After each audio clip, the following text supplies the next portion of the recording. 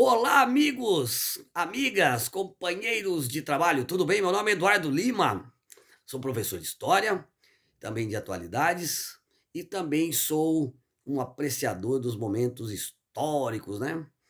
Para quem não me conhece, eu tenho esse canal chamado Pum do Palhaço, uma brincadeira que eu faço com a ex-secretária da Cultura do Brasil, né? Regina Duarte, quando ela vai tentar fazer uma conceitualização do que é cultura, né? Procure aí na internet. E eu tô aqui com esse breve canal, que 2 ou 3 pessoas assistem, mas eu transformei ele num livro de memórias, né?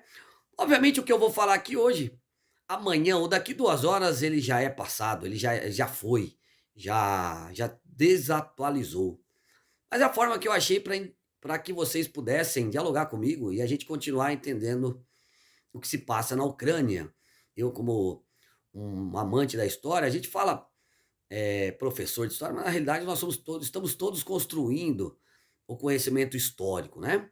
Tudo bem? E é importante a gente tentar entender que a gente está vivendo um momento histórico, porque, né? Não há necessidade da gente ter um distanciamento. A gente pode refletir sobre os momentos históricos assim que eles acontecem. Então, como forma de documento, vou deixando aqui para vocês. Sigam lá meu canal. E eu vou falar um pouquinho sobre a questão da Ucrânia num ponto específico. Obviamente, meus amigos, a guerra, toda vez que a gente fala em guerra, que é o que está acontecendo, nós temos que falar que toda guerra é uma guerra de informação, certo? Ou você pode usar a palavra que está na moda agora. Eu não gosto muito dessa palavra, não, mas está na moda, virou até clichê, que é a famosa narrativa, uma guerra de narrativas.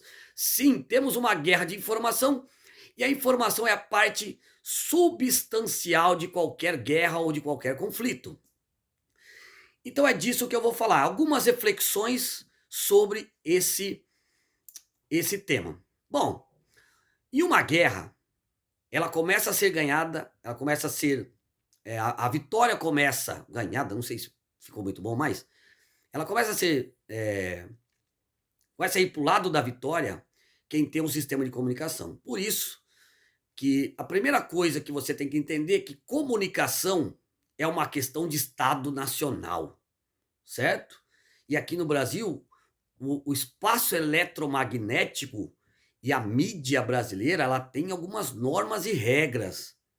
E depois nós podemos falar um outro momento sobre a questão do controle sobre os meios de comunicação. Mas uma guerra é informação importante. Tá lá o nosso querido Goebbels, na Segunda Guerra Mundial, que não nos deixa mentir. Ou as fake news, como alguns de vocês, estudam bastante fake news. Quando nós vamos falar em comunicação, nós vivemos uma época em que a comunicação tem sido importantíssima para a área da política. Criou-se alguns anos atrás uma noção de política, que é a famosa apolítica, né? E que alguns valores deveriam se sobrepor à política. Ou não somente se sobrepor, mas também uma substituição dos valores políticos. Exemplo, olha, só pode participar da política pessoas honestas, né? Supostamente honestas. Dois, só pode participar da política quem não tiver envolvimento com a política. Ou seja, ser político hoje, falar sobre política é uma questão menor. Ou seja, o político, para fazer política, você tem que fazer a não política. Olha, eu não sou político, portanto, estou me colocando ao meu nome em opção, mas eu não sou político profissional, né? E a outra, a criação de heróis. A criação de heróis. Olha, eu sou o único capaz, mas eu não sou político. Eu não sou como eles, eu não faço a política. Portanto, é desqualificação da política.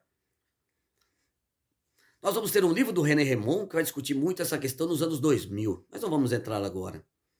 A desqualificação da política. Ou seja, tudo que era do mundo político, o debate, a informação, o difícil que era estudar, isso se torna menor.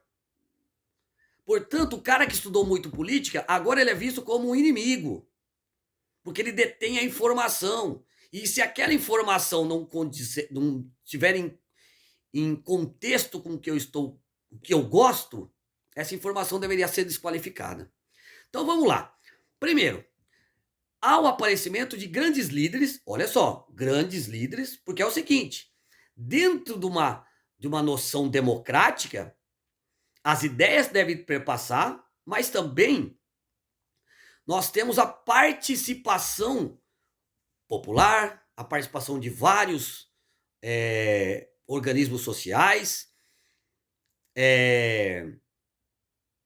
a questão de você ter a rotatividade política, mas agora nós admitimos e temos admitindo nos últimos anos que podemos ter pessoas não politizadas fora da realidade política que podem ficar no governo e serem heróis. Exemplo, Donald Trump. Donald Trump, um grande empresário de sucesso, que vai se formando como um outsider. Olha, ele não é da política. Olha, ele não precisa da política para ficar rico, porque ele já é bilionário. E o Donald Trump nunca foi um homem letrado, portanto, olha, não precisa estudar política, basta ser pessoas honestas. Portanto, nessa nova fase política, não ser letrado e não estudar também é uma realidade, né? Olha, vocês estudaram e vocês levaram o nosso país à beira da recessão. Isso acontece no Brasil e isso também vai acontecer na Ucrânia.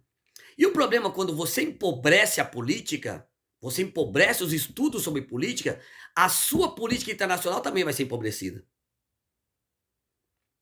E o entendimento das coisas do mundo também vão ser empobrecidos. Certo? Aqui no Brasil, com o presidente Bolsonaro, nós inauguramos um período horroroso da história da política internacional. Uma política que vai ao contrário da firmada pelo Barão do Rio Branco, quando vai estabelecer as bases para o Itamaraty brasileiro. Eu gostaria de um dia só para falar sobre o Barão do Rio Branco e as teses que marcam a diplomacia brasileira. A diplomacia brasileira, ela partiu para um lado enviesado e para um lado que ela não está muito afim de entender os mecanismos de relações internacionais. Exemplo, se permite aqui no Brasil que se fale mal dos nossos principais parceiros econômicos, como a China. Como integrantes do governo vão falar, essa é uma vacina, é a vacina chinesa que vai espalhar o comunismo para o mundo. Nós temos um maravilhoso chanceler que nós tínhamos. Ou nos Estados Unidos, onde o próprio Donald Trump era a própria diplomacia. Um governo brasileiro que quase coloca a perder a nossa embaixada nos Estados Unidos. Veja, para se criar um diplomata, meu amigo, é preciso de muito estudo, o cara precisa estudar muito, fazer relações internacionais, saber várias línguas, entender de várias culturas, entender como funciona a política, fazer concursos no Rio Branco, no Itamaraty brasileiro, ser designado para várias embaixadas no mundo, ir galgando posições, até que você pode chegar a um limite máximo, 30, 40, 50 anos você escrevendo livro, entendendo, chegando a ser embaixador em Londres, ser embaixador em Washington. Quase colocamos o filho do presidente como embaixador, mesmo ele não sabendo inglês básico. Portanto, a apolítica, ou seja, estamos jogando fora a principal parte da política, que é o conhecimento, o entendimento. Como funcionam os outros lugares. E o que isso tem a ver com a Ucrânia? Tem a ver com a eleição de um cidadão, que é o Zelensky, onde ele é um cidadão que não veio da política. Ele apareceu na política. E como ele apareceu na política? Apareceu de um jeito dizendo que ele não era político. Com arminha. Ele era um comediante. O que um comediante pode fazer? E aí, meus amigos, que vem a questão da informação. Não é porque ele é comediante. É porque rejeita a política. E quando você rejeita a política, você vira um inocente no campo de batalha. O que que é um inocente? A pessoa que não entende o processo. Não entende de teoria dos jogos, não entende a hora de falar, a hora de não falar. Você se torna vulnerável às informações. Vulnerável. E o que aconteceu com o presidente da Ucrânia? Ele foi bombardeado, excesso de informação. E aí, nós temos que entender da realpolitik, a política, o idealismo político, o realismo político, a política real, que é a política de influência. Quando o Ocidente percebeu, e principalmente a OTAN percebeu, que Zelensky era um ser altamente manipulável, e Putin também percebeu, começaram os ataques informacionais, e o governo ucraniano, como tinha à frente de um governo um comediante que não dava muito valor à política, caiu de patinho nas políticas expansionistas da OTAN e também dentro das políticas expansionistas de Putin. O Ocidente vendeu uma ideia para o ucraniano que ele era um aliado. Mas você não faz parte da OTAN. Mas eu quero entrar para a OTAN. Mas você não faz parte da OTAN. Você não consegue ler o cenário internacional? Você não consegue ler a realpolitik? Você não consegue ler que a Ucrânia faz parte de um projeto estratégico russo? Você não consegue ler que boa parte dos seus cidadãos ucranianos pertence à etnia russa? Boa parte da sua população adoraria se tornar área de influência totalmente russa? Você não consegue entender o local que você está e a história do leste europeu quanto à resolução de conflitos? Basta olhar um pouquinho a história do Império Turco-Otomano, a história do Império Austro-Húngaro, a história da Guerra Fria. Então, o presidente Zelensky, ele foi levado a acreditar que ele teria chance. Esse é a pior coisa que você pode. Você faz uma análise errada. Agora, vem a parte importante agora. Como você faz para convencer a tua população que você está certo? Porque agora já foi. O último discurso que eu ouvi foi você dizendo, Zelensky, agora de sexta-feira, de quinta para sexta-feira, foi que você estava sozinho. A sua diplomacia não previu isso? A sua diplomacia não previu que você poderia perder o seu exército inteiro, que você deveria apelar para armar as pessoas como se fossem os Estados Unidos no século XVIII para se defender de um contra-ataque britânico? Você acha mesmo que teria chance sozinho contra o segundo maior forças armadas do mundo? Portanto, há necessidade de estudar geopolítica. E não podemos colocar mais amadores para cuidar. Isso vale para o Brasil. Porque nós caímos numa sinuca de bico. Há uma semana atrás, o governo brasileiro disse: somos solidários à Rússia. E agora, qual é o papel que nós vamos fazer? Não tinha ninguém no Itamaraty para dizer para o nosso presidente que não, aquele momento não seria o adequado para fazer política externa? Então precisamos colocar pessoas que tenham uma definição clara. E a campanha eleitoral está aí para dizer, esse ano no Brasil, qual é a política externa que deveria entrar no país.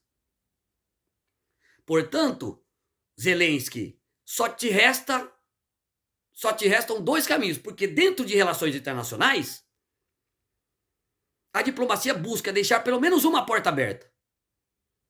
Ou você se rende, entrega o seu país aos russos, ou você vai exigir o martírio. A população está preparada para o martírio? Dá uma olhadinha o que foi o martírio judaico. Dá uma olhadinha o que foi o martírio católico na época do Império Romano. Dá uma olhadinha o que é ser mártir para os islâmicos. Dá uma olhadinha o que era ser Marte num sistema nacionalista do século XIX. Dá uma olhadinha o que é ser Marte quando começam as guerras mundiais. Dá uma olhadinha na sociologia, qual é o papel do suicida. E aí você quer amar a população, ensinar a população a fazer coquetel Molotov. E qual é o futuro da Ucrânia? Portanto, o que eu quis dizer, resumindo, o que eu quis dizer, devemos ter mais diplomatas e diplomatas experientes, falcões. Tivemos grandes momentos da diplomacia? Sim. A Guerra Fria é um exemplo de diplomacia? Sim. Ah, mas professor, tivemos a guerra do Vietnã, tivemos a guerra da Coreia, tivemos ataques no Oriente Médio? Sim, mas no momento mais difícil, em 1962, um telefonema entre o presidente Kennedy e o Nikita Khrushchev, naquele acordo secreto, ou seja, não tem nada assinado, um acordo secreto, resolveu o problema da crise dos mísseis em Cuba em 1962. Portanto, uma grande vitória da diplomacia. O que faltou para você, Zelensky? Largar de ser um comediante, largar de ser uma pessoa que tenta manipular a informação dizendo que não está acontecendo nada e que nossos amigos vão nos acudir. E o que você viu e o que você falou? Estamos sem amigos. A Ucrânia está entregue à própria sorte. Tá bom? Continue pesquisando, continue, se quiser debater comigo, também me mandem mensagem ou também aqui pelo canal. Tá bom? Fiquem ligados em política externa. Eu vou falar em breve sobre um pouquinho mais sobre a tradição brasileira do Visconde do Rio Branco, né, do Barão do Rio Branco, né? E também o tipo de situação que nós temos historicamente para chegar a essa situação onde um vice-presidente da República exige que a OTAN reaja aos ataques russos. Como, Mourão? Você quer uma terceira guerra mundial? Um abraço e até breve.